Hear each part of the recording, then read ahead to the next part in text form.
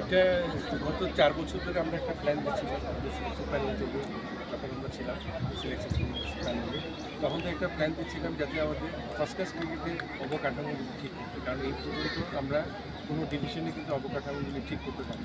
তো সেই হিসাবে আমরা কিন্তু সেভাবে আগাচ্ছি এবং ক্রিকেট বোর্ড এখন যেভাবে উদ্যোগটা নিয়েছে আমি মনে করছি যে আগামী 1 বছরের মধ্যে হয়তো আমরা অবকাঠামো ঠিক করতে পারবো।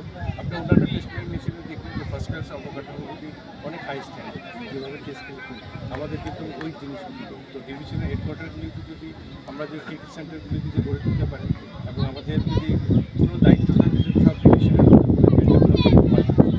তাহলে দেখবেন যে আগামী আমি আশা করছি যে যত দ্রুত এই অবকাঠামোগুলি উন্নত করতে পারবো আমরা। মাঠের যে সমস্যা আছে ডোমেস্টিক, যেমন চট্টগ্রামের কথা আমি যদি বলি, চট্টগ্রামে আপনি এই বছর কোনো খেলাই হয়, আপনি শুধু ক্রিকেটটাকে দেখবেন না, আপনাকে অন্যান্য স্পোর্টসগুলিকেও দেখবেন। মাঠের কোনো এখানে এতই অভাব, প্র্যাকটিসের জায়গা নেই ছেলেদের।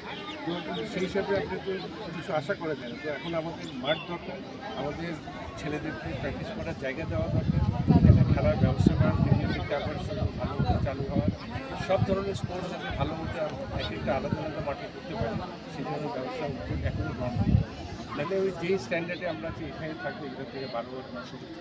বিসাইড দ্যাট চট্টগ্রাম জেলা ক্রীড়া সংস্থা, বিভাগীয় ক্রীড়া সংস্থা, মহানগর ক্রীড়া সংস্থা এগুলোকে অ্যাক্টিভলি রান করার জন্য কি কোনো নিউ প্ল্যান করছেন আপনারা? যেহেতু এগুলো আমরা দেখছি অনেকে মুখ্যমন্ত্রী করেছে, 5ই আগস্টের পর সেগুলো অ্যাক্টিভিটি সেভাবে নেই। এখন তো এটা একটা উদ্যোগটা নিতেই হবে, কারণ পুরো স্পোর্টসটাই থমকে গেছে।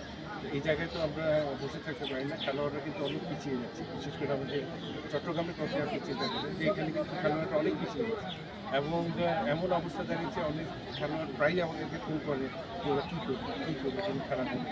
তো এখন তো ইমিডিয়েট যত তাড়াতাড়ি সম্ভব খেলাধুলা শুরু করা উচিত, স্পেশালি ফুটবল, ক্রিকেট, যা যা যে ডিপার্টমেন্টগুলি আছে এগুলো করা উচিত।